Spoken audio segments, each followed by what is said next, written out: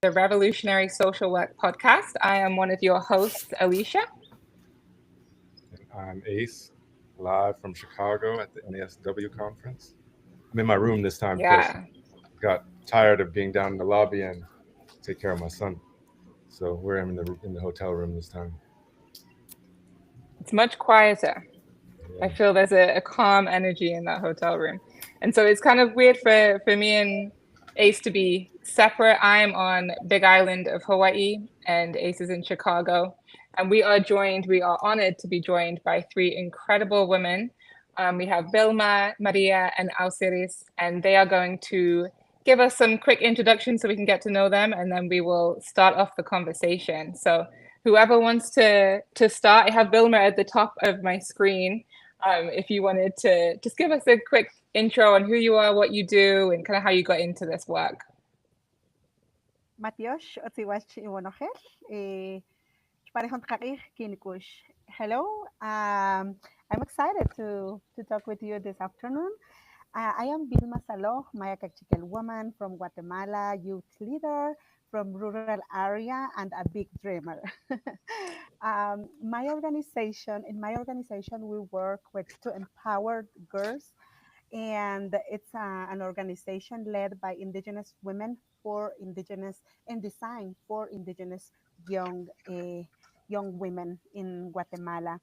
We have a holistic program. We work with community, families, and the young leaders in rural area in Solola, Guatemala. Thank you. And I invite um, Maria.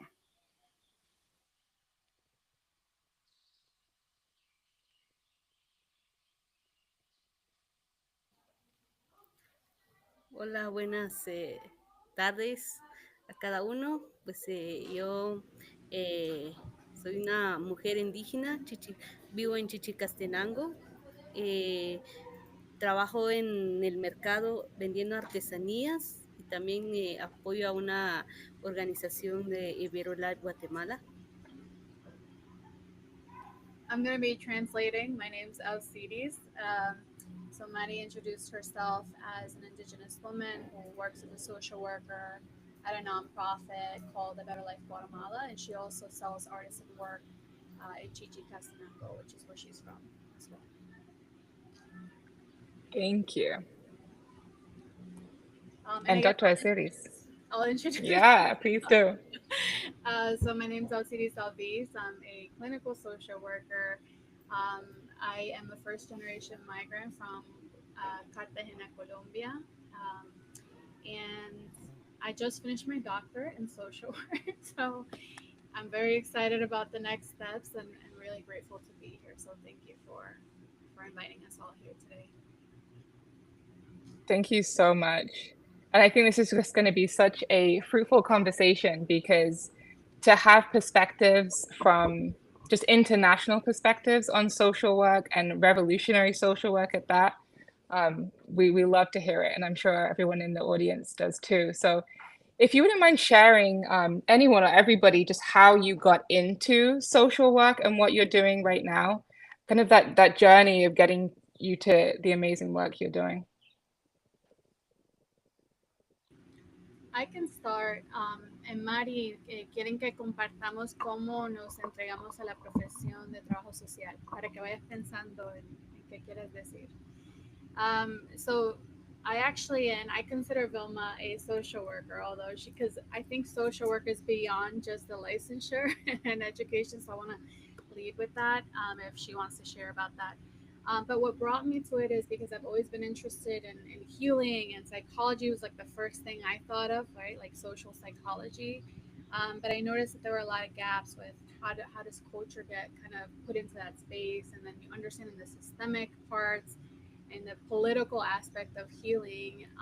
There were a lot of, I think, things missing from the medical model within psychology. And so that kind of drew me into that environmental piece of social work that I really, I mean, I went as far as getting a doctorate in it because it's just, there's so much to learn about the profession, but also so much that the profession can learn about other ways of healing and community work and grassroots work. So that's my take on it, and it's informed by my background and being a first generation, and really rethinking every day, and unlearning what social work is. And you could do so much with social work, I think, too. Yeah. I was curious because I've been to Cartagena before, a very welcoming and warm city. How long did you say you've been gone from Cartagena? It's been since I was, I think it's like 20 years now, and I've gone back. I've gone back. Um, it's a beautiful place. I hope that you liked it. Yeah, it Yeah. was lovely. The uh, balcones everywhere in the wild city. It was beautiful. Do you know anything about how they do social work there? I was just curious about the contrast. It's a great question. So I actually am in the works of going back to potentially teach. And I feel uncomfortable going back to teach because I feel like they're more advanced in some ways in how they've designed social work in Colombia as a whole, but it's very contextual to the place that you're in. So Hmm. Cartagena is like one of the largest slave trading ports in all of Latin America next to Brazil. And it's got a lot of Caribbean infused because it's a Caribbean part of Colombia. So they teach social work with the Afro Mestizo lens, and kind of really bringing attention to that, whereas other regions might be more urban and it might be a different focus, or more political in a different place. But so it's interesting. They don't do, as far as I know, and I could be wrong, they don't do unpaid internships. They train you, and then once you graduate, you get into a profession, and it's expected that you are a training professional. So I really like that about their model. But they do all the Hmm. same things: the credits, different kinds of credits, more political requirements in terms of your literacy policy wise, no matter what you're doing, and also they expect more. Like you have to take these like rigorous exams, but it's only one. It's not two. It's not broken up with the clinical piece. And it's not the same as here where you were as an LLCSW that you could be a therapist. It's not the same that way. So healing takes place in a more community organizing model Mm. than it's broken up here, like micro versus macro. Yeah. Yeah. That was my first thought. It sounds like a lot more of macro work. You're from the beginning, you're learning more about the environmental, contextual, political atmosphere around social work rather than focusing on that clinical lens, which takes you in a whole different direction. Exactly. Yeah. Yeah. I'm excited to learn Mm, more about thank you for that that. when I go back. Yeah. Hmm. Yeah, thank you. Vilma or Maria, did you want to share your kind of background to this work?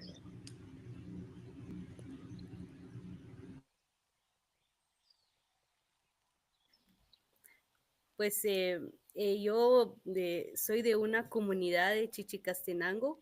Vi vivo, soy vivo en una familia muy grande, que somos de 10 integrantes, 10 hermanos. Entonces estuve viendo la dificultad que estamos viviendo en la familia. A veces nuestros propios padres no nos daban la oportunidad de estudiar. Entonces yo tuve la iniciativa de estudiar, de la número uno en la familia. Estuve investigando sobre el trabajo social. Fue interesante y estudié porque eso me motiva para apoyar a otras personas, a otras mujeres, más las niñas que tienen menos oportunidades para estudiar. Entonces yo estudié, me motivé para estudiar el trabajo social. Um, so Mari's explained that she's from Chichi, and she's of a family of 10 children. And out of all of the 10, she's the first to go to school, and she's really motivated to do that because the reality is that a lot of people don't have the opportunity to study or to pursue a career. And for her to be the first is something that she's highlighting. She's very motivated in that, but beyond that is wanting to empower and support other women and girls that might be coming from that same background. And so this is something that's really drawn her into social work to want to support other people? Amazing. Thank you. Yeah, my story is similar to Mari. I think I am the second in my family. I am the second children, but we are six in my family. But I am the third generation to have access to finished high school or secondary school because my grandmother never had the opportunity to attend a school and my mother only complete eighth grade. And when I finished secondary school, I like had just two options, like be a teacher or a social worker, and I decide be a teacher. And I think I don't decide like be a social worker, but in my family I had one sister to be a social worker, and in my entire life work with social workers. I know their job, and I think in our program like Maya, we provide like a holistic education or program for indigenous women in rural areas, and like the social workers make this work possible with the families, with the indigenous leaders in the communities, and how they can involve in their in the girls' education and the women empowerment too. I think like they make amazing job, and in Maya we call them mentors because they have the same background like from the girls. They are in the first in their family to had access for secondary school and had opportunity to study in the university, and they are a mirror for the girls and for the next generation to inspire that dream are possible for the next generation. And because their parents just had 3 or 2 years uh, education, and that's why like the mentors or the social workers have the key role model for the girls and for the family. Yeah, thank you. That is my connection with the social workers. I love that. And that just shows how much social work is, like you said, it doesn't need to just be a license. You get through education and then you get this license and you're a social worker. It's so many people are doing social work. And that's what revolutionary social work is about, is highlighting everybody that's doing it. And Christian always says social work chose him, right? Rather than you choosing it. Absolutely. I'm curious, and yeah, thank you, all three of you. I'm curious about a couple of things. I think the first would be, uh, you're all in different places and communities, obviously, but I'm wondering how, uh, where indigeneity is placed in social work where you're working, because here I am and I hate to be here and criticize the NASW while I'm here, but I don't see any indigenous elders. I don't see, we talk about marginalized people, but I see it very placed very far onto the margins, if that makes sense. And for one, we're really just missing out on all of the wisdom and the eons of history of wisdom. We're missing out on that, but we're also, like I said, continuously marginalizing the indigenous people here that are involved in social work. And I think we do a little bit better of a job of it in Alaska and Hawaii, where there's Native Hawaiians and Alaska Natives a little bit more, but still it happens. And I still think even when we bring in indigenous culture, or say an elder or whatnot, that it's still like something that we're bringing in to help out versus centering it as something that's actually the truth, or that's a real part of what we're doing. Does that make sense? Yes, thank you. I can answer that question, and uh, um, in our research and my organization, we know like the indigenous population are the most population are invisibilized and marginalized in the world. I think for our organization, we want, like I talked with our cities, I think last week, how we can uh, visibilize our work, our community in a table, on a place where take the important decisions in the world, right? And the CSW, that is the one space we want to give the voices of indigenous population. In Guatemala, we are 78% of indigenous population, but like the for our government or for our society, say like the indigenous people are the problem. And why? Like the problem because we are in a rural areas. We I think women specifically, we are 57%. Our population are in poverty, and violence based gender, it's very deep in our society. And like the people, how we can access for economic development. That's why like they say like the indigenous population are the problem, but how we can uh, to modify or to change that discourse or this that that discourse for the society is to we need to visibilize the potential of indigenous women or of indigenous population. And what you say, like we want like because we have a practice in our Mayan cosmogony. Like we have a practice held and friendly with the nature for the human rights, and how we can transform our life. Like the indigenous people have um,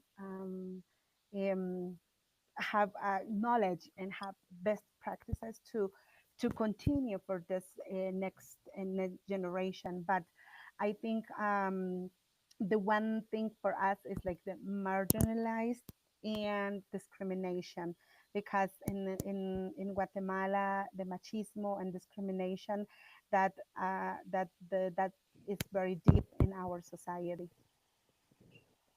Mhm. Yeah. Thank you for sharing that. And I think the what you said about the visibility is so important, because for people, it's one thing to talk about it and to say go do these things, but for people, young women, to see you ladies and other amazing women out there doing this work and dreaming big and showing that there's so much potential, that's what's gonna make this change. And so I just so appreciate everything that you guys are doing in a challenging environment.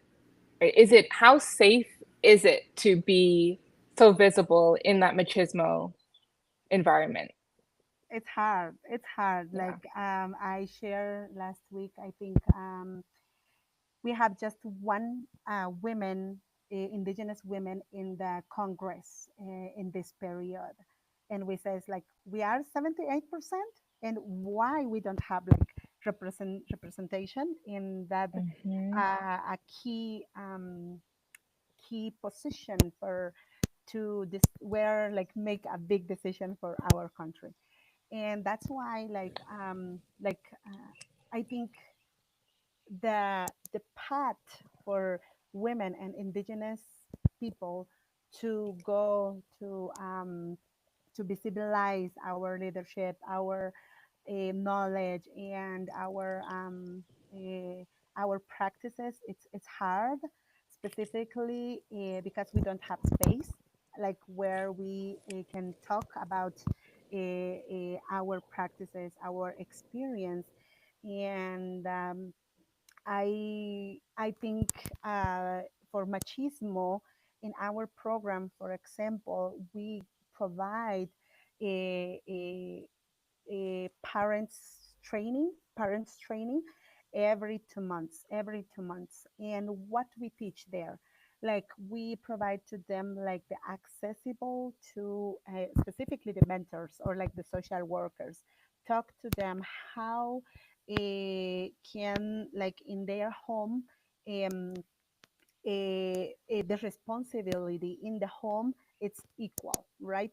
Men and or boys and women and girls. That's where we start to change that mindset for machismo or for discrimination. And the other thing we do is we empower girls to they find a space where they can share their ideas, they can transform that patterns in our society. I think that the social workers, when they make home visit with in our program, that is very helpful to see like the potential of the girls, of the women and indigenous in our country. I don't know what is Maria, her experience in a better life. I think I want to ask to her like what is her experience about like to work closely with men and with in other places. I want to ask to her, Yeah. María, ¿cuál es tu experiencia visibilizando el liderazgo de las mujeres o cuál ha sido tu experiencia con el machismo y la discriminación en las comunidades o en nuestro país? Pues ese es un trabajo muy, muy difícil para, para nosotras como mujeres indígenas. De lo que yo he visto, muchas mujeres no quieren expresarse por miedo a los hombres, porque ellos no tienen la voz o quieren expresarse, pero por miedo a los hombres, de que tienen miedo a de que les digan que ellas no pueden o no saben. Entonces se ve mucho lo que es la discriminación en las comunidades.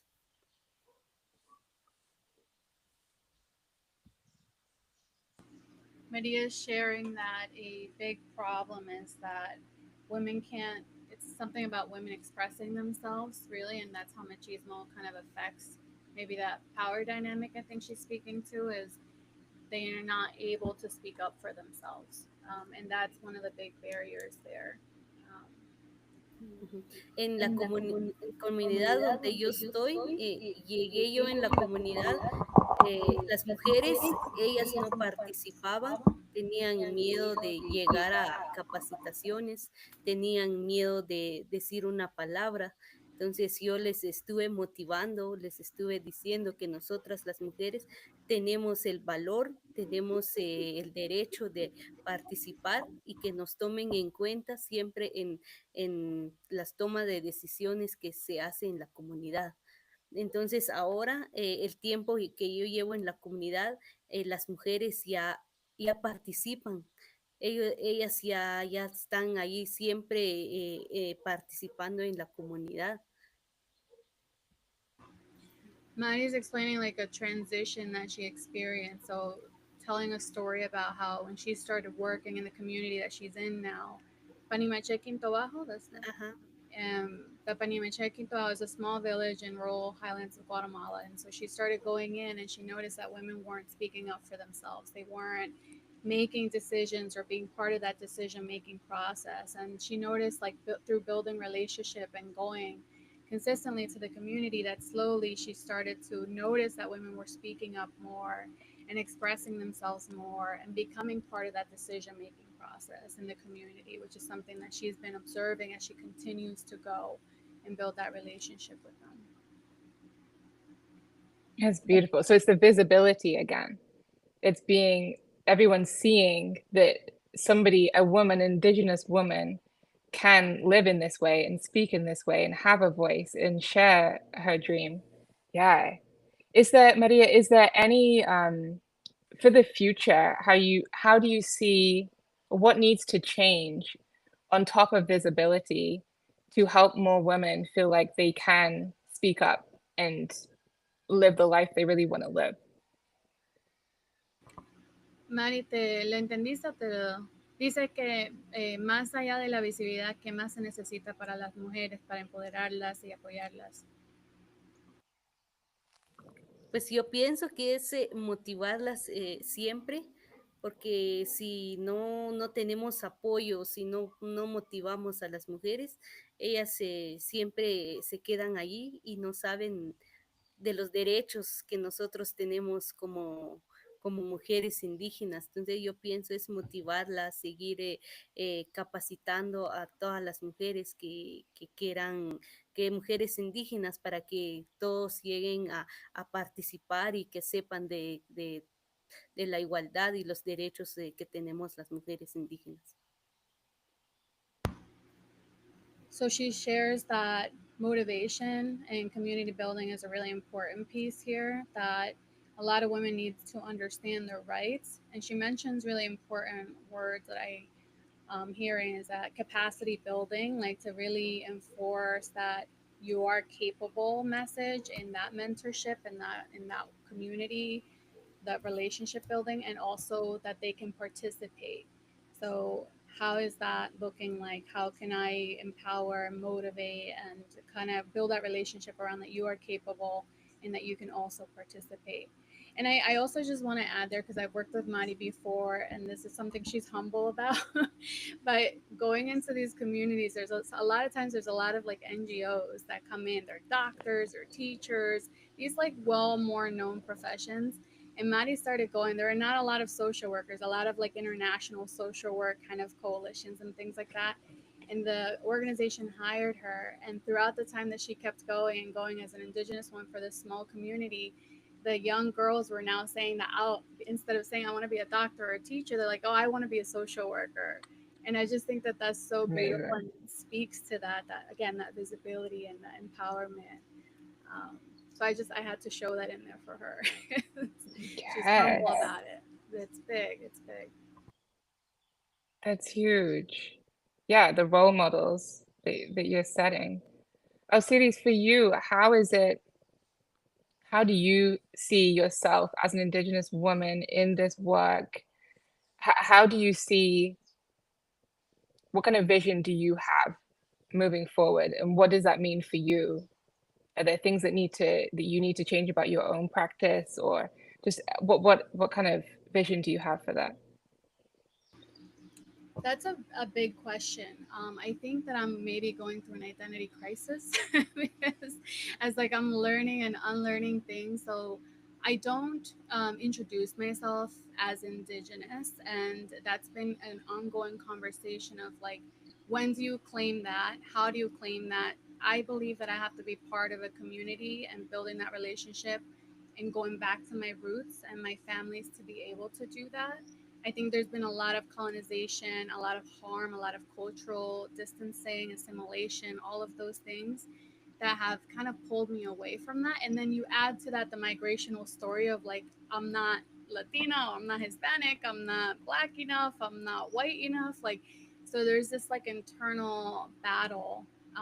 And it's like grounding myself is something that I think will be a lifelong journey. And but what I can say is that allyship is active and healing is political, and it is something that I need to continue to behave on, not just like talk about theoretically. And so this was a big part of my doctoral project. And it's finding, so I actually created a toolkit. I don't know if I shared it with you all. It's called the Contextual Indigeneity and Social Work Toolkit. And it's kind of built for people that are not identifying as Indigenous to teach themselves and also unlearn the harming aspects of how we see social work by centering Indigenous work. So even just being here and translating, like that's my part of the work and uplifting and doing that. Like, how do we center more voices? Why is there just one or two people? Why is it one politician in a place that's more than 70% indigenous? Why is it that they're, indigenous people are responsible for so much of the world's healing and biodiversity, but there's not enough representation in those tables, right? So my part of the work is I'm having an identity crisis, but I'm acting on the things that are valuable, and it really aligns with what you guys talk about and revolutionary social work, and like being that change, right? So that means challenging yourself, right? Like decolonizing Oh yeah. yourself, and that's a lot. That's a lot of work. That's a lot of work. Yeah. Yeah. So I don't know if I answered your question quite Beautifully. there, but okay. Authentically. Hmm. I think that the toolkit is amazing, and I've only had a brief. I've been so busy, but I've had a brief chance to go through the toolkit a little bit, and it seems like there's so many resources and so many ways that you could look at it. So I want to introduce it to my students in the next couple of weeks. I'm teaching a summer course on substance abuse, but I think it's very applicable for the course. How would you, if you were going to deliver it to my students, how would you encourage them, or how would you tell them to approach it? It's a good question. I think, again, context is so important. So it's like, what is the topic of the class? What is the culture of that classroom? There's like neurodivergent learners, there's more visual learners. Like, what kind of dialogue is going to be meaningful in that space? So if there's more, like, I know I've taught a few classes, and I've had some students that might be more distressed and may not want to participate in a bigger group. So how can we make it meaningful and maybe individual for them to process? Because it's a lot to digest. Like, there can be a lot of resistance or protection going on when you're looking through things. Like, I'm not doing enough. And I think any social worker maybe goes through that. You see the world and you're like, am I even doing enough? Like, what is enough? Like, how much more can I do? Like, do I just donate or share this post? Like, how do I get more involved? So I think really tailoring it to maybe like case studies, or them researching like local work that is already happening. Like, we don't have to reinvent the wheel. Like, there are people doing work. How can we amplify that? Like, there's a huge land back movement. There's so many examples right now of land given back to communities. So like, how can we highlight the good that is happening and the great work that communities are already working on? And I think that grounds us in reality, and not just all this like shock and awe that's in the news and all of the trauma, right? Because one of my great mentors, Dr. Hillary Weaver, she really kind of talked to me about that. It's like, we can't just talk about the trauma and the horrible things. We have to talk about all of the good things and the resilience and the strength and the great work that is already happening. So I would really want to center on that first. And obviously context matters. Like, what's the history locally? Like, how did we get here? Why are you taking a substance abuse class? That is a huge problem in a lot of indigenous communities, right? Why? Is it just by accident? There's roots to that. Like, what are the roots? So I don't know. I feel like it could go a million ways. And I'm sure that you will do an amazing job. But there's actually an example syllabus with example assignments in the website if you want to take a look at it. I will do. So cool. Yeah, and I think what you said reminded me too of something me and Ace have been talking about, of standing or speaking on things that we are for, rather than just saying what we're against and complaining about what is wrong, or surrounding ourselves with all of the, like you say, shock or trauma, the suffering. It's so important for us to be aware of those things and to dialogue on it 100%, but also to talk about what are we for, and what just the action, the positive action side of it, which I think your toolkit is pushing. Yeah, absolutely. And I know, Vilma, I don't know if you feel comfortable talking about that, but I know that she took a glaze at it because it was intended for like here, the context of the, in the States.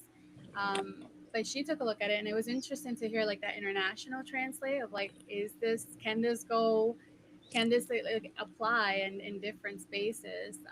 Because some of us might want to get international work, and even if we're not working in other countries or with other countries, we work with a lot of displaced populations as social workers. So like, that work and knowing that matters too. So I don't know, Vilma, if you want to like speak to that or what your thoughts were.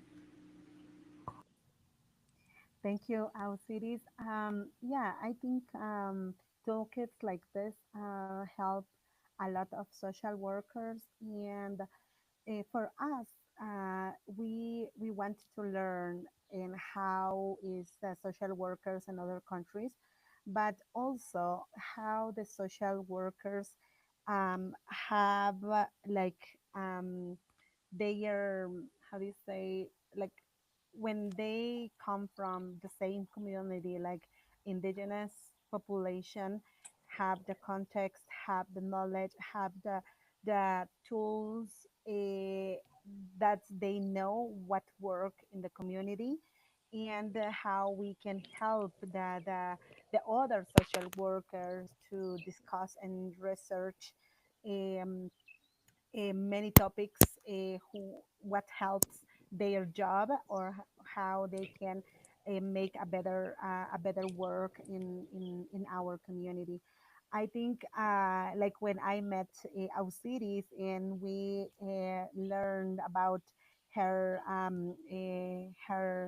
PhD project, or research for us, like, okay, she knows why indigenous, like, centered the voices of indigenous people in social workers. That's very important for the indigenous population, and how we can to share best practices. Like she is in New Jersey, and we are in Guatemala, but how we can share best practices in social workers, can apply or can learn between this work. I think that is very helpful for us. And yes, I think my coworkers, they are very ready to explore and read the toolkits, like what Ausiris had now for all social workers. Yeah. Hmm. Yeah. You bring up a good point of the sharing practices from different areas of the globe. I'm wondering for you, Vilma and Maria, how, when you talk to our series, what are the similarities and differences that you do see with the work in Guatemala versus the work that happens in social work in the US? Maybe I can go first, but lo que dijo María es para que vayas pensando es cuál es la diferencia que tú ves entre trabajo social en Guatemala y el trabajo social en Estados Unidos. Mhm.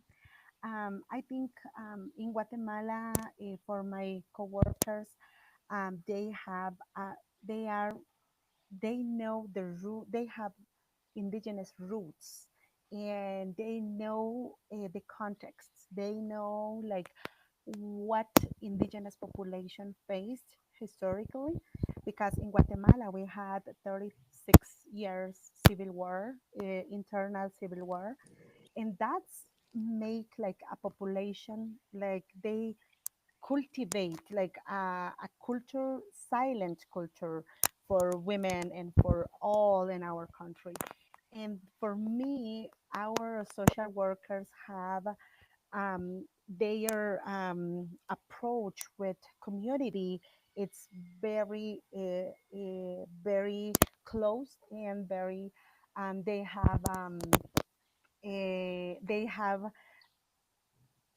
they have approach with the community, with with the people. Mm, And I think the difference between the social workers in Guatemala to USA, like for me it's a big difference, is like the access for to study in the university, to study, or like to access for books or network. That is very big, huge. Like when I when I went for first time in USA, I say like in every house, or like if like the people have a possibility, but they have a book, like they have a book in their home. But here in Guatemala, that is no books in the houses. And how how we can read, research about our history, and how we can write about our history. I think that is a very big difference. But for the other thing, a good thing for me is like our social workers have uh, they are rich in the context about what is the local organization and how indigenous people uh, have their we have our system to for decision, how we can make decisions, and we like our social workers know what happened in the community and in how we can build the the the knowledge together with the community, with the indigenous population. I think that is a very good and positive for me because like our social workers in Maya, we call them mentors. They they have how do you say acceptation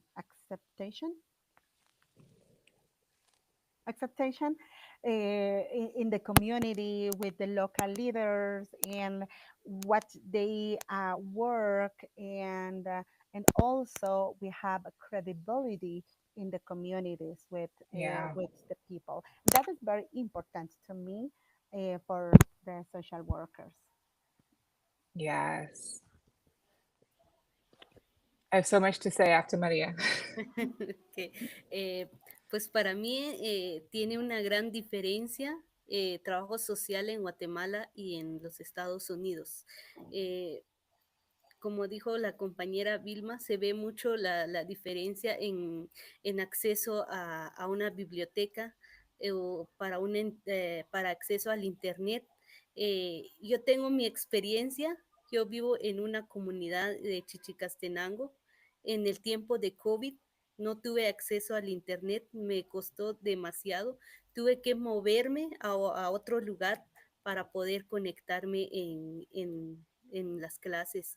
Entonces yo veo mucho la diferencia de aquí en Guatemala, es muy difícil que en los Estados Unidos también, cuando uno ya se graduó de trabajo social, también se ve mucho digamos, no hay una oportunidad de trabajo. No hay donde poder aplicar el trabajo social, no hay donde poder ejercer, no es igual que Estados Unidos, hay más oportunidades que en Guatemala.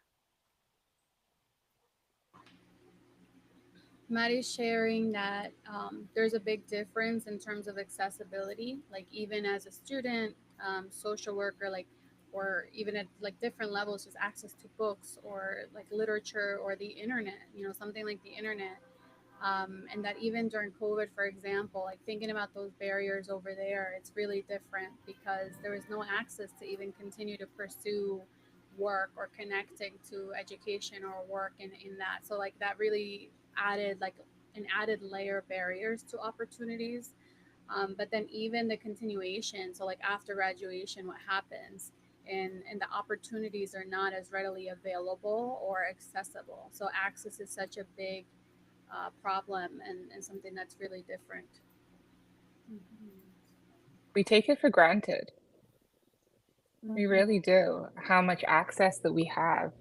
And just when you talk about like having books in the house, I mean, completely, we take it for granted how many books we do have in the house. Mhm. And I want to add one other thing. I think it's similar in the worldwide. Like the pay for the salaries for the social workers is very low, but Mm. their work or like Mary's, our series works and your work, it's very transformative for the communities. I saw in Guatemala like social workers are uh, translate they translate like Mari has a lot of experience about this, like community or like people don't speak in Spanish because in Guatemala that is our official language, but in Guatemala we have 25 national languages, and like the social workers translate for anything in our society, and they are how do you say? I think like estudio socioeconómico, Ausi, Socioeconomic studies. socioeconomic studies for different aspects with NGOs, with the Ministry of Health or Ministry of Education, for scholarship or for some help for the families. And I think like the social workers help the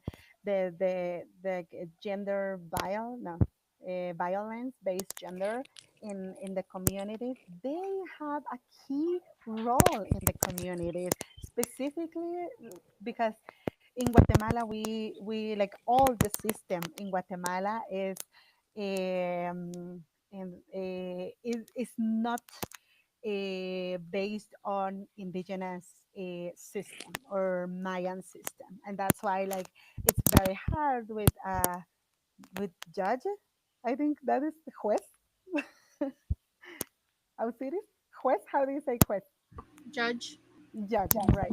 With the judge for official process, with family, with children, and I think like that's why I say like their pay, like social worker salaries, is very low. Then their transformative work in the communities. Yeah, Hmm. that is the other difference, I think. Yeah. Yeah. And I think was there a comment, Christian, in the chat?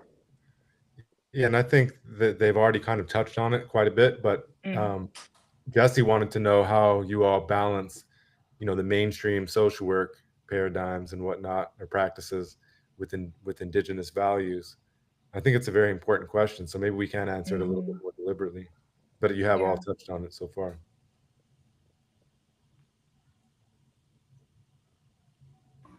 I think I can lightly touch on just my experience here.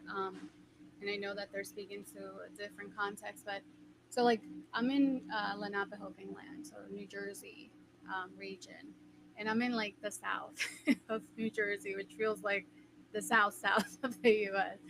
And but I've worked really oddly enough with a lot of Guatemalan migrants, and a lot of them come from indigenous backgrounds where they didn't even speak Spanish.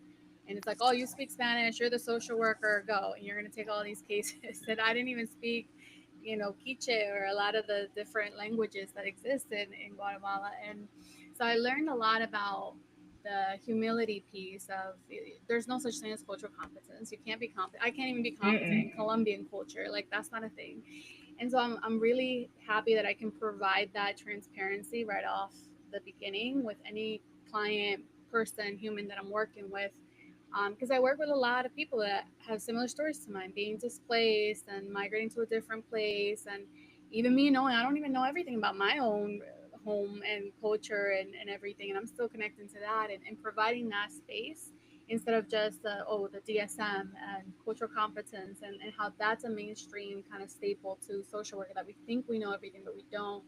And I've seen a lot of beautiful work with people that are like first gen Latinos. They consider themselves Latino Americans, and even something as like you talk about coping skills, the mainstream ideas of coping, so journaling, but like really personalizing it to the roots of the people. And I had some people that were from Ecuador and they were really far displaced from any indigenous or native practices, but she loved to sew, and she loved, and we did some deep dive into like um, what does that mean, like did your grandparents, did people, and kind of just like relearning from family, and come to find out there's a history of a lot of people in our family that have loved to knit and create baskets and weave baskets.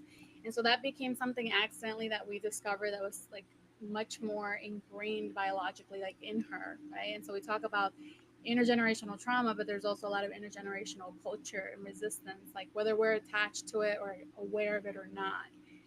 So that's a little bit of what I can speak to, and kind of challenging that. I don't know if I imagine you've heard of like decolonizing therapy.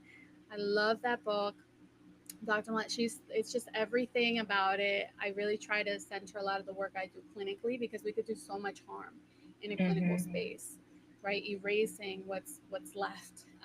And so I like try to be really intentional with that in the clinical work that I do. I have big problems with the DSM, but we won't get into into that We could do one. a whole podcast on that. Yeah, I think that we share your concerns, and so I'm very happy for you to hear somebody, speak up about it. And I really can't stand the idea of cultural competence. It's just such an unattainable thing. Even if you lived somewhere for a long time, it's still really unattainable to be competent. There's no such thing. Even I like the word. It's not perfect, but I like cultural humility a little bit better because it acknowledges that, hey, I'm not going to know everything, but I'm here to learn and I'm here to try to understand the best that I can, knowing that I'm never going to be competent in it. So I really appreciate that you brought up that perspective. Thank you. Yeah, and we're trying to medicate grief, right? Like we're trying to diagnose Yes. grief, and there's so much cultural grief, and we're not talking about that. And yeah, like you said, could be hours talking about this, but yeah, it's good to name that. So I'm glad. I also Yes. really like how you were speaking about, kind of making space for people to be themselves and kind of utilize the tools that work for them, that is ingrained within them and their basically their historical memory and all of that. And I think too often we try to force people to be something or to do something a certain way, and it doesn't work. And then you even talked about, pathologizing someone using the DSM manual. And I just wanted to throw something your way, and I'm not sure if you're aware of his name is Dr. Michael Yellowbird, and he's actually in Canada. Mindful decolonization, I thought, is right in alignment with what you're talking about. That's in my toolkit. I definitely. Yes. Yeah, incredible human as well. As everyone was talking, I think Vilma Maria, you were talking about the difference in Guatemala of it being localized, and so the social workers are very aware of the context of the environment. And I do worry about in America how we're doing so much virtual remote work now in communities that we've never been to.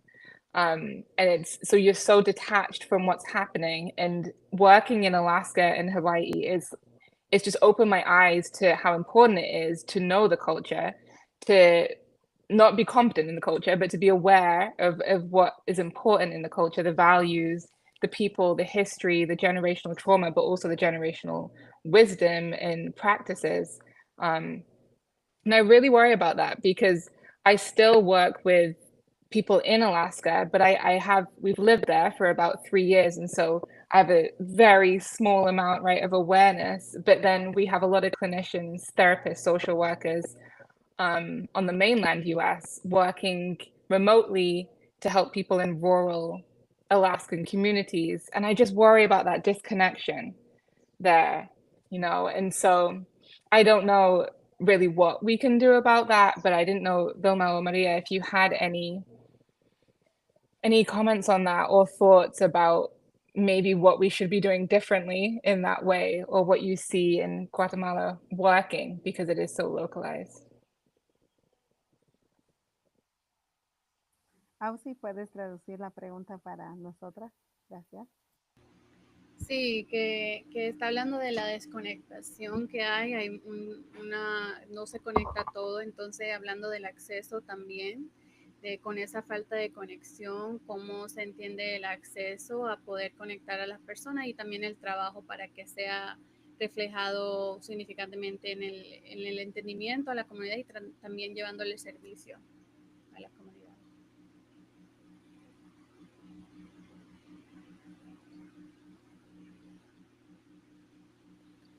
Sí, ese es un problema que estamos viviendo aquí en Guatemala.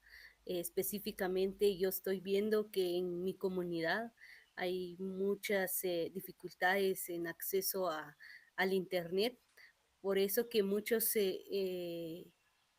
jóvenes no quieren estudiar porque no tienen acceso al internet, a un libro o digamos no tienen acceso también económicamente para pagar transporte porque sabemos que tenemos que viajar para ir a la universidad o para ir a estudiar. Entonces muchas familias no tienen la oportunidad de dar ese estudio a sus hijos, más a las niñas. Entonces se ve mucha, es complicado estar estudiando, uno que vive muy lejos y estar viajando y no tiene acceso al internet, es difícil.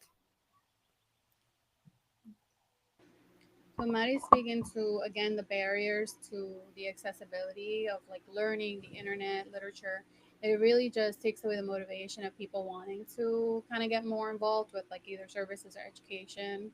And it really complicates the continuity of like following up and following through, and that's a really big issue that they're trying to work with. And I think even for context, like I went to Guatemala, transportation is a very big barrier. I mean, it's not a straight road. It's Mm. you have to go like 4 hours just to get across like maybe Mhm. 20 miles, 30 miles sometimes. And so the access to even that, I mean, it's hard to even just imagine it because here there's like maybe more roads everywhere. Um, but that is visibly, I think, an infrastructural issue that I think is also intentional.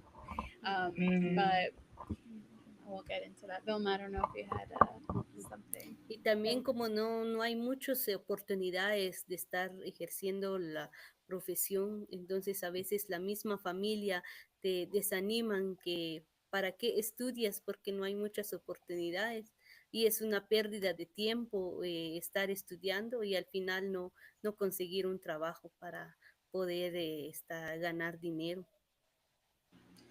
So she's speaking to also just like the psychological transmission of that, kind of like a despair in the family too, of like, well, why are you going to study or why are you going to get involved with that if you're not going to find opportunity? You're not going to follow through with this. Mm. Why even get involved? Why bother? Mhm. Yeah. And so the motivation then is impacted from that perspective. Mm. Thank you.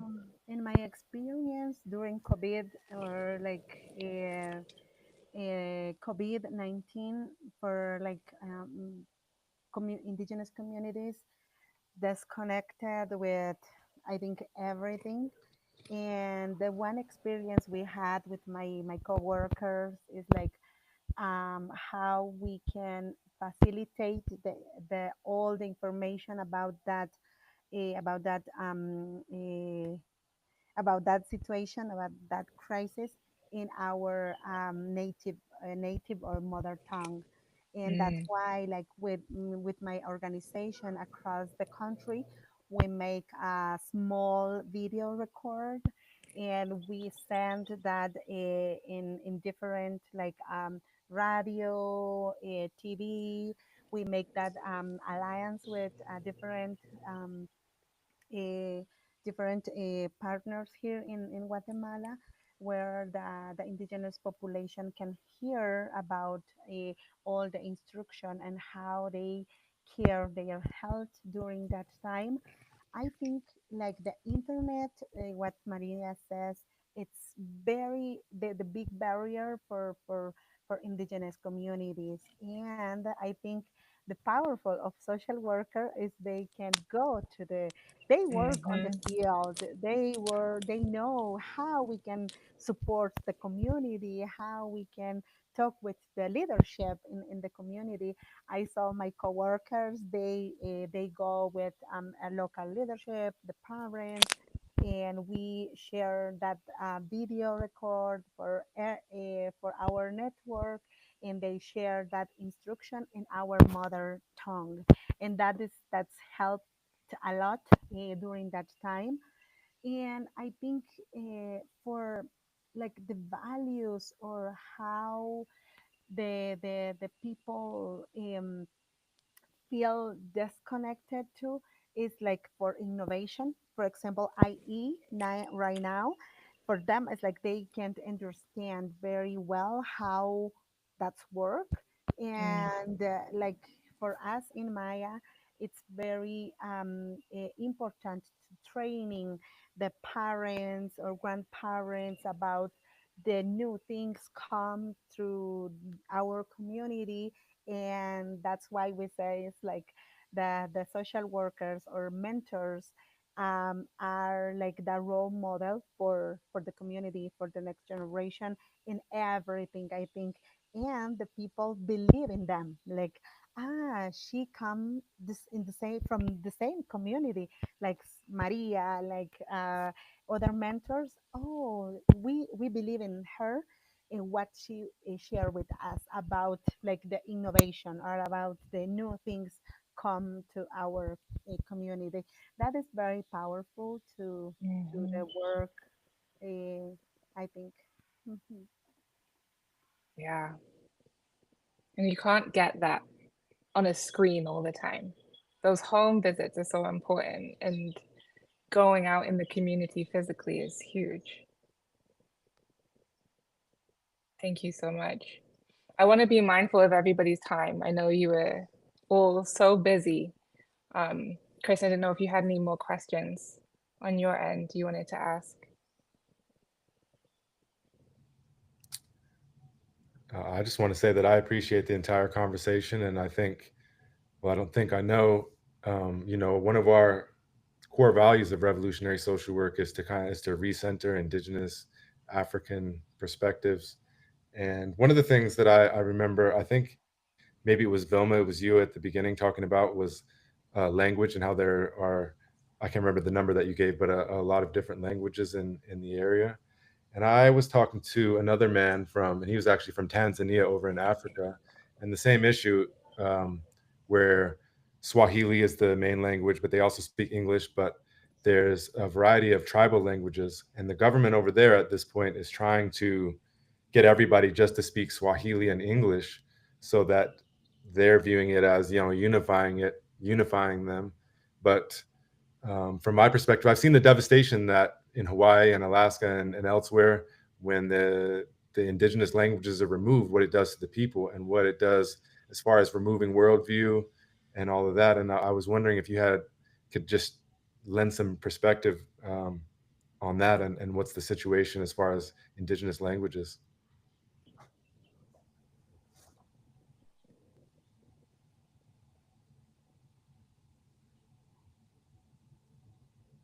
¿Puedes traducir la pregunta? Ausi, yo perdí un poco de conexión. Perdón. Sí, está preguntando que la importancia de la preservación de lenguajes, porque él conoce personas en diferentes países, yo creo que un país en África, Tanzania, que a veces tratan de quitarle el lenguaje o la capacidad de la persona a hablar el lenguaje, y tú mencionaste que allá hay muchos diferentes lenguajes tribunal o indígenas, entonces ¿cuál es la importancia de eso? Y hablando sobre el tema de la fortaleza de mantener la lengua indígena.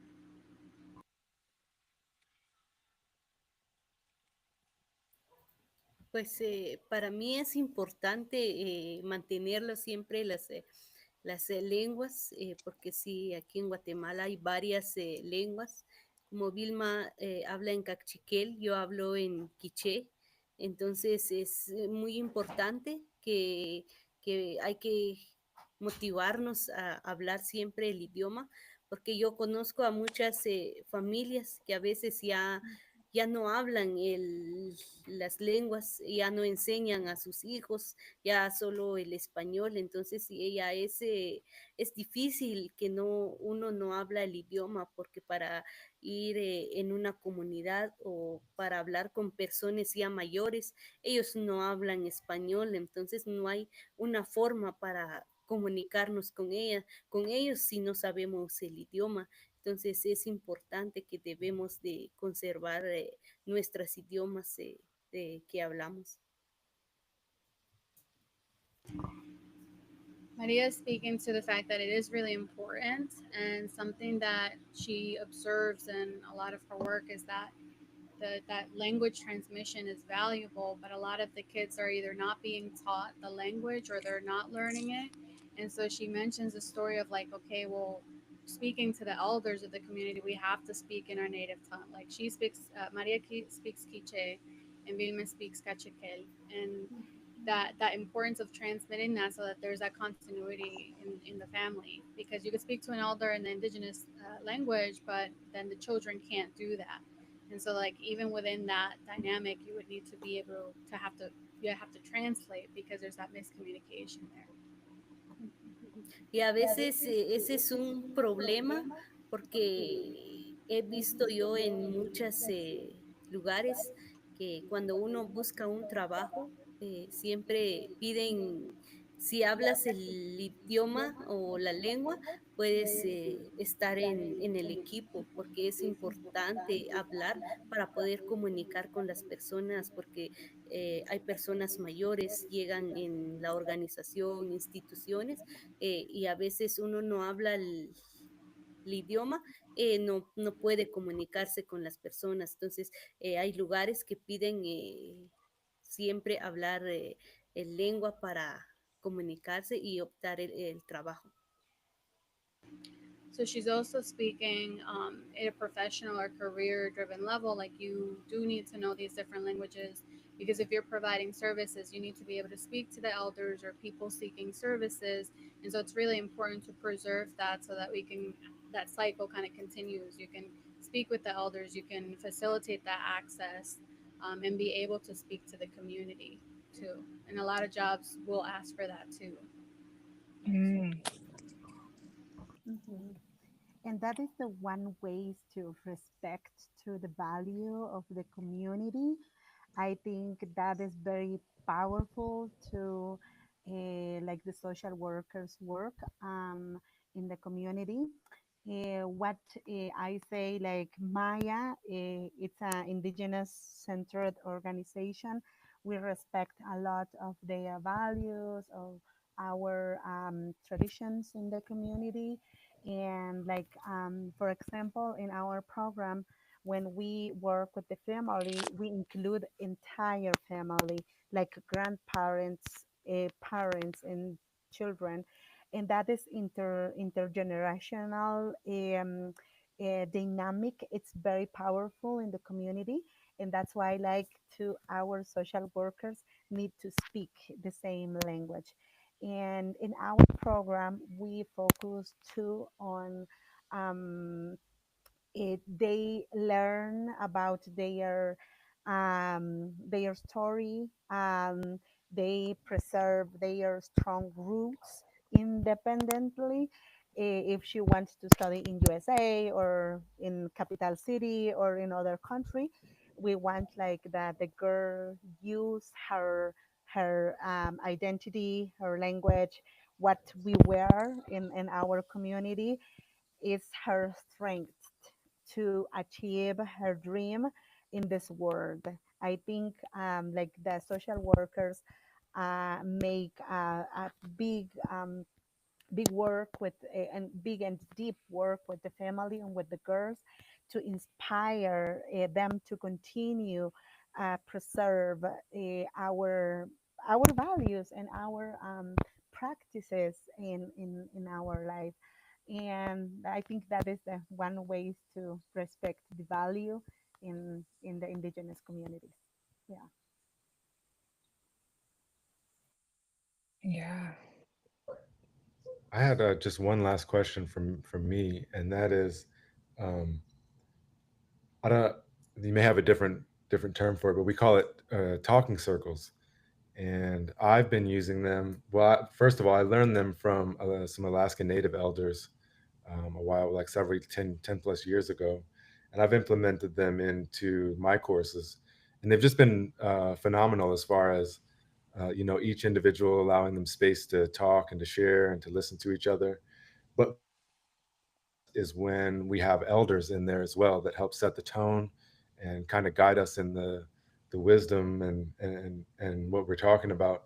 I'm wondering how you all have seen elders be able to be incorporated in to social work or even social work education.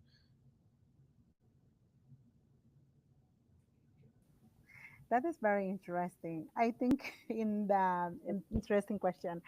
I had the opportunity last year. I went to Seattle and I had the opportunity to share with 19 indigenous leaders across the globe. And we talked about like the indigenous rights too and how we include that the wisdom from elders to the next generations and how they can because they have a lot of tools, a lot of knowledge, a lot of things to give to this world. I think like the traditional or traditional education don't include that seriously in Guatemala. In all the careers don't include the voices of indigenous elders and to share that their experience. But in it's very interesting because like in our school or in Maya in our program we included them because specifically for because they read what happened in the nature in the world, and they talk about their experience or what the world face for this season or for this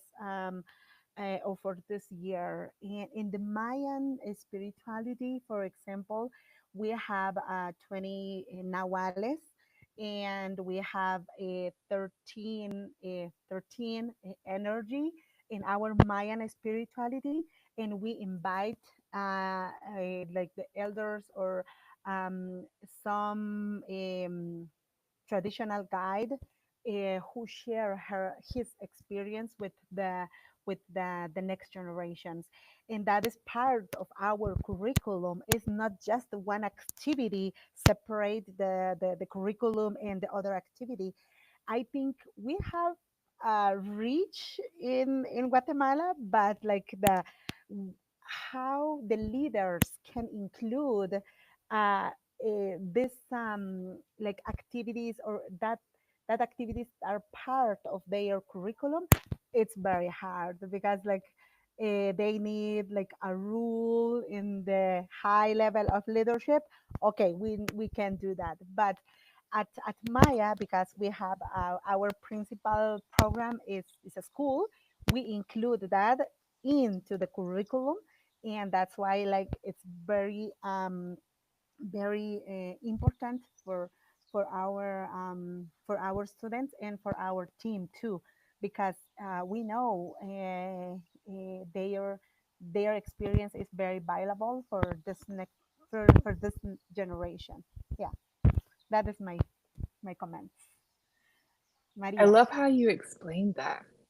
Yeah, just it's so, and just to touch on the, because revolutionary social work is a lot about it's value based, right? It's not include this activity here and this activity here. It's live these values, just Mm, like you're saying. Like you live that within Maya. It's not just yeah, a one class or half a class you do, yeah. Mm, which is mm. beautiful. Yeah, and the next generation have a lot of questions about that, and Mm. I can't imagine if like the universities or like Ministry of Education include that activities in the curriculum. That is very, I think it we have how do you say we have rich como tenemos la riqueza. Richness or wealth of. Mm. Yeah, yeah, to transform education in Guatemala, and that's why I say like in front of our government or this system, like indigenous population are the problem. But in Maya, we says we are the solution. We are not the problem. Like indigenous population on communities, we are not the problem. We are the solution. Like the change, like the discourse about how we can include the indigenous traditions values into the traditional education. Yeah. Mhm. Thank you. Mari, no sé si tienes una respuesta, pero están hablando de la transmisión de sabiduría y cómo los adultos en la comunidad de pronto se implementan en el trabajo social. No sé si lo quieres pensar. Voy a pensar. No, pues yo pienso que es importante buscar unas herramientas o buscar herramientas para poder implementar a ellos que puedan, digamos, participar con los trabajadores sociales y que ellos también tengan una voz para ser involucrados. She says that it's important to find a way for them to participate, for elders in the community to also find their voice and in that participation, and that's a valuable piece there. I do want to share like one experience. Recently, I went to a conference in Dickinson College in PA, and they actually did. It was they brought an elder from one of the communities in Alaska, and the elder was involved, and even just like the break when we go out, when we go eat, in the prayer and the talking circle, like that was probably the first experience I've ever had where that was implemented. And even the structure of the conference, where there were like art tables and beading tables, and there was an altar table, and people can come in. Like, time was not time, it was our time, and the time of the spirit of the session and the conference and how it went. And I think that they have that every year at Dickinson College, and they were talking about the Carlisle Institute and the remembrance of the names of the the schools, and kind of reclaiming a lot of stories back. But I would say that's the first time I've ever seen a social work structured, like bringing in that circle and an elder into it. Yeah, so I want to share I did have that experience. Thank you. Yeah, and the way that ACE includes it online too is very unique. Like, trying to keep those values, and I know you can speak to it a lot better than I can. Yeah, I think it's I mean, I only do them online because they've taken away the physical space, and where our classes are online. But I think you just have to be creative about it and find unique ways to facilitate a circle. The important thing is that you're adhering to, those values of deep listening and understanding, which I think are indigenous values, right? I think that's what's important, is for it to be value-based. And there's a number of ways that you can facilitate it, and it's never going to be the same as in person. You can't make eye contact the same way. You can't let somebody know you're listening. You can't, touch somebody on the shoulder, or you can't, but you can adhere to the values, and you can listen to folks, and you can make sure that they know they're being listened to. And I think that from the feedback that I've gotten from students, that it makes all the difference in connecting or reconnecting them. And I think one thing that you mentioned too was the issue of time, right? A talking circle doesn't always fit in cleanly into time, because I'm not giving you a 3-minute time limit to talk. And so it may very well go over the time limit. And so it doesn't fit often in, Western colonial frameworks like a regular class.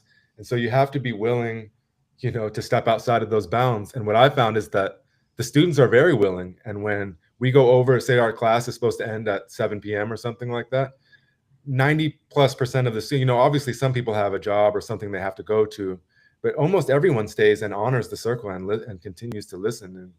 And it seems like it's such a simple practice that can be a solution for so many. I mean, imagine even if children were participating in talking circles in school all the way up until they were adults. Imagine what a different world we would live in. But instead, we don't do that. We worry about all these other things. And so I would like to see, talking circles put in on a much larger scale. We need to include that in a public policy to to make that in every level, right? That is very powerful. I in my experience, like when we stay in circle and to heard one elder to share his or her experience, is like the respectful is very deep during that circle. And I think that the other thing is like when the children participate, it's have the same respect to the elder and to the children. In my experience, that is very interesting in that interaction with the community and the family. Yeah, I can. We need like the public policy for that talking circle in every level of education. That's very powerful. Yeah. Yes. And in politics, if the politicians sat down in a talking circle, the world would be a different place. Don't know how we get that to happen, but well, I know there's so much more we could get into, but I would love to finish by everybody just sharing something, a message you want to share with our listeners, a piece of advice or a vision you have for the future.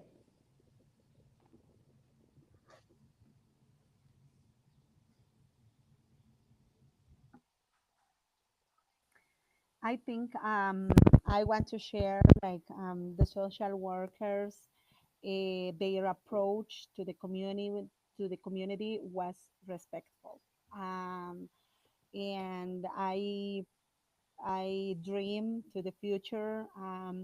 We want to dignity, their salary, their work, and their contribution to this world, because um, they are a role model for the next generation. And specifically in Guatemala, we want to more leaders, community leaders, indigenous girls leaders in a table where they can make a decision for all, in looking for more equity society in Guatemala and for all. Thank you. Pues la visión que yo quisiera yo y quiero para Guatemala, que, que haya más oportunidades para las niñas, más las mujeres indígenas, porque no tenemos acceso a oportunidades que hay en Guatemala, ya que nosotros como trabajadores sociales trabajamos para el futuro, digamos, queremos que Guatemala sea más justa, más equitativa. Entonces, eso es la visión que yo quiero para Guatemala, que sea más justa y equitativa.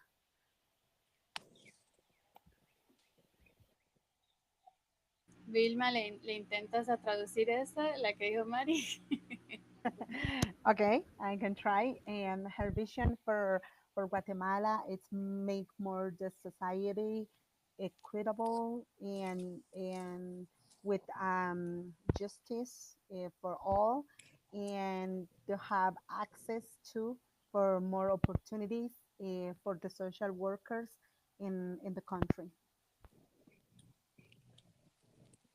Thank you. I guess I can share something that's just been a theme this week for me, and even in sessions, is actually a quote from Dr. Resma Menachem. Can I read that? Is that? Please. Trauma decontextualized in a person looks like personality. Trauma decontextualized in family looks like family traits. And trauma decontextualized in people looks like culture. That's beautiful. Thank you. Is that something you've been sharing with the people you work with? Yes, and something I've seen around a lot, and I really share a lot, is that you're not broken, because a lot of people feel broken when they have a lot of trauma. It's like 90% of the work I do. It's systems aren't built for us, and so it's gonna feel like you don't fit in because you're not supposed to. It's not built for you. The survival mode that we're constantly in, right? And so I really like that quote. I think it's Browning, because it's all about context. You're not the problem in this situation, and we have to confront a lot of things, but yeah, there's a lot of systemic violence on our spirit, right, in our work. Mm-hmm. Is that from My Grandmother's Hands? I believe so. I follow him on LinkedIn, so I'm always just like saving all the quotes. All the quotes. Yes, all the That's quotes. a bone for everyone too. If you're interested and if that quote resonated for you, check out his book, My Grandmother's Hands. It's a very relatable, easy to read book. Thank you. Thank you so much. And one And thing that sticks out. Sorry, Bill. sorry. And Alicia and Christian, what is your vision for the future for the social worker? Ah, Thank you for They have the asking same about question that. to you. To have more conversations like this, I think this is incredible to hear different voices, perspectives, but also to see you three women as role models for myself too, and for anyone listening to this. And I think a vision for revolutionary social work to to share that with as many people as we can, because like we say, it's value based. And so it's not about providing a service to someone or selling something to someone, right? It's sharing these values with people that they can live in their lives and share with the people that they're working with, help themselves feel healthier, happier on that healing path so that they can help their community do the same thing. So more conversations like this and sharing the message of revolutionary social work is my vision. About you, Ace? Yeah, I think, and again, I think when I answer these questions, there's a lot of different things that I could say, and I agree with everybody what you said. But I would go again to reconnection. It would be reconnected, and I think we are so in this, colonization for everyone to different degrees, but to everybody, it's made us forget ourselves and each other. And although we may have different cultures and we may have different life experiences, we all started from one, and it's been branched out. And so the more we can remember that, and that we can reconnect, and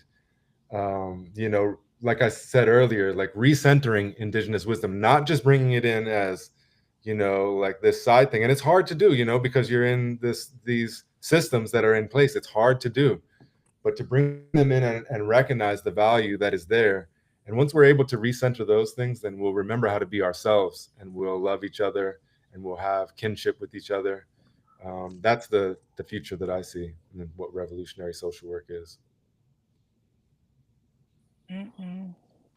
More connection, more love. And Thank you you. three all emanate that. So appreciate you all. Thank you so much. I really hope that we can have more conversations with you three too. A part 2 of this, I think we can talk on more. But just gratitude, wish you all the best, your families all the best, your communities, and yeah, let's keep talking. Thank you. Thank you Thank guys you for so the much. opportunity. Yeah, thank you for the opportunity. We say in Cachiquel, Mateos, for this opportunity to talk and to share our thoughts and experience and our voice in this program. I love a lot. Thank you so much. Thank you. Thank you, everybody. And take care. Thanks so much. Okay, thank you. Bye.